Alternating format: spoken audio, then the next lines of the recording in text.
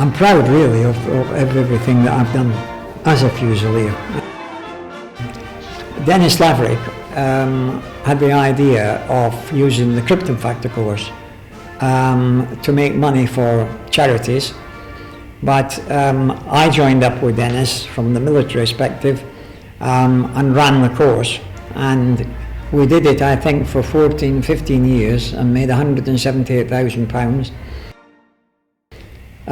One particular weekend, and again I'm not sure which one, but the colonel of the regiment, General Woodford, was visiting, and I think it was he or it was someone else, wanted to know why someone was wearing another regimental badge, and running, I think I was a major then, running the course. So I must have said then to the adjutant or someone, well, make me a Fusilier. Major John McHugh Hallam actually invited me to write a manuscript letter to the Tower of London, and then I became a Fusilier and entitled to wear the hackle. So it was as far back as 1965-66 that I got the first opportunity of working along with the Fusiliers to make sure that the Gallipoli parade went as smooth as it could. The officers of the regiment always marched with brolly and bowler hats, and the precedence was a Gallipoli veteran took the front. And in the day I can first remember back in when I actually became a Fusilier, not during the time I was doing the police side of it, there were four. There were 3 Lancashire Fusiliers and a man called Adams from the Manchester Regiment. It was such a pleasure to see them. Following them were all the officers of the regiment, the old Lancashire Fusiliers, you know, the Colonel Scragg, Colonel Martlow, Colonel David Lloyd-Jones, Colonel Cartwright. They were all there, Major Gartside, and they all wore the bowler hat and the brolly. And of course, when I joined them, that was the instruction that I had. One of the lads in my band, unknown to me, a drummer, worked in a hat factory, and he made me about 15 years ago a brand new bowler hat. So it kind of became the link for me to wear this. But I did so and do so, I suppose now in memory of them. And now each Gallipoli, every mayor, including the city of Manchester, gets an invite to come to Gallipoli. And they all meet at the town hall. The band, as it is, has made me what I am. Back in 1995, I think, or 6, I overheard a conversation in the sergeant's mess on Gallipoli Day. It was more or less the bandmaster saying, we may not be here next year because they're starting to disband the TA bands. The year after that, the band was disbanded.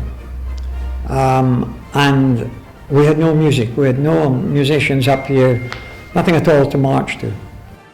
In 1997, I thought, this is no good. I want to get a band off the ground. So I started with a corps of drums, with glockenspiel, drums, fifes. And by 2002, I had started a band as well as the corps of drums, and which today numbers 50 something, but in those days 60 something, band and corps of drums.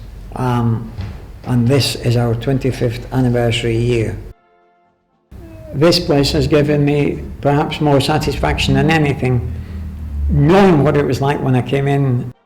John Hallam and myself, plus 2 or 3 other people, started to look in the town of Rochdale, Salford and Bury, where we had the freedom, to see if there were premises that would take on the museum. Eventually, through badgering I suppose, we were offered this building, which was a former arts and crafts building. And I took over the building. got the keys, became the caretaker management side of the building, which was getting into a disastrous strait with leaking in the roofs, and all these beautiful rooms were deteriorating very, very quickly. So for 2 years, we were running this place to supplement the money that we needed when we moved. When we came here, and I think this was right, we had to become a limited company. So Brian became the chair of the company. Major Edmund Gardside took on the role of finance director. I took on the role of operations director, and we appointed our first manager.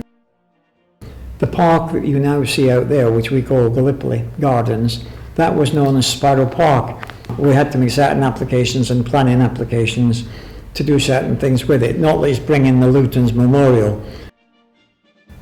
If I put the 3 awards in perspective, I was more touched about the freedom than anything, because my whole family, well, 3 of my family were there, sadly the one that died at the palace, but the whole family were there in the well of the council chamber the night that I was awarded the freedom. It was such a lovely thing to happen to me as a kind of adopted son.